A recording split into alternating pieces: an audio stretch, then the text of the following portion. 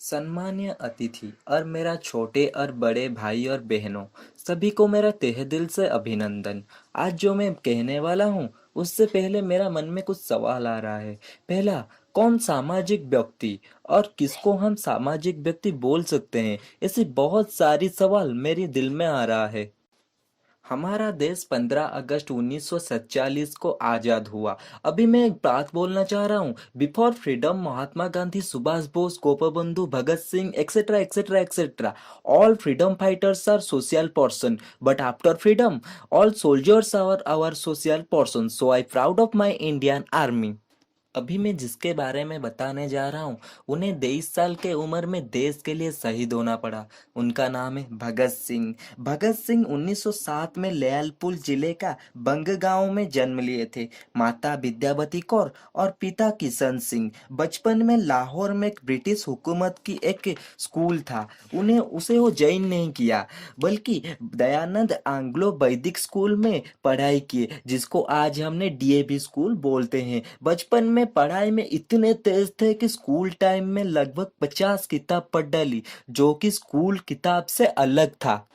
जब वो छोटे थे 1919 अप्रैल 13 तारीख को जालियाना वाला बाग कांड हुआ। इतने छोटे थे, 11-12 साल के, पर 40 किलोमीटर पैदल चले गए। पहुंच के जब लाशें देखा तब उनका माइंड विचलित हो गया और वहां से खून से भरी मिट्टी को एक बर्तन में डाल के ले आए। घर को आके इतना गुम हो गए कि उनके बहन आके पूछा क्या हुआ। तभी उन्होंने जवाब दिया, ये खून से भरी मिट्टी मेरे देशवासियों का है, इनका बदला मैं जरूर लूंगा और इंग्रेज को मार भगाऊंगा।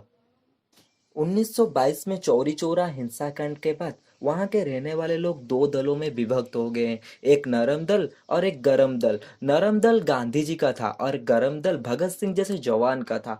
भगत सिंह जब कॉलेज में ज्वाइन किया तब 300 किताब एक्स्ट्रा पढ़ डाला। तभी तो भगत सिंह 23 साल के उम्र में जो कर दिखाए वो 70 साल के उम्र में भी आज भी नहीं कोई कर पाएगा। जब उनके माँ ने बोला बेटा शादी कर ले, तब रातों रात भगत सिंह एक चिट्ठी लेकर चले गए। उनमें लिखा था, आजाद ही मेरा दुल्हन बनेगी।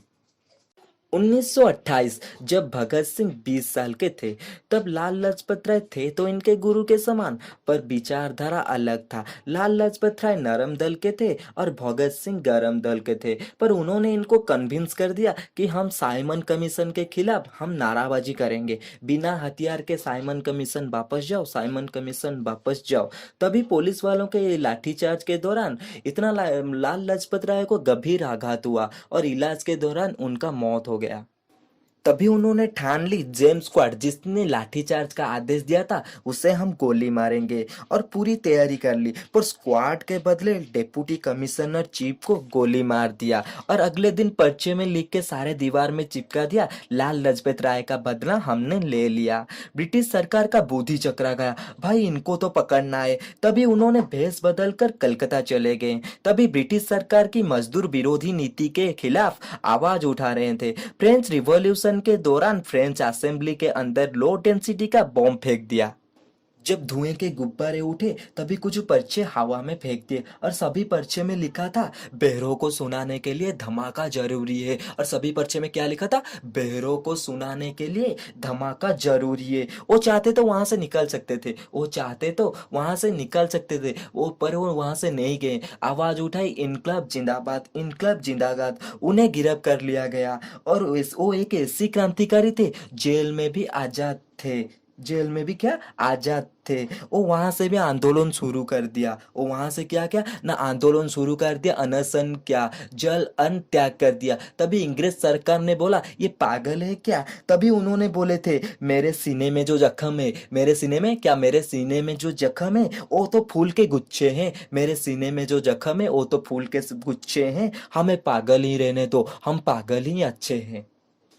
जेल में भी किताब पढ़ना देखकर इंग्रेज घबरा गए। वो लेनिन से विशेष प्रभावित थे, उन्हें फांसी की सजा दे दी गई। वो कहते थे, मैं एक ऐसा पागल हूँ, मैं एक ऐसा पागल हूँ जो जेल में भी आजाद हूँ। जब इनको पूछा कि तुम्हारा आखिरी ख्वाहिश क्या है, तभी इन्होंने बोला कि मैं लेनिन की बायोग्राफी पूरी पढ़ना चाहता हूँ। जिस दिन इनको बुलाया फांसी देने के लिए, तभी उन्होंने बोला, ठहरो, अभी देखते नहीं एक क्रांतिकारी दूसरे क्रांतिकारी से मिल रहा है।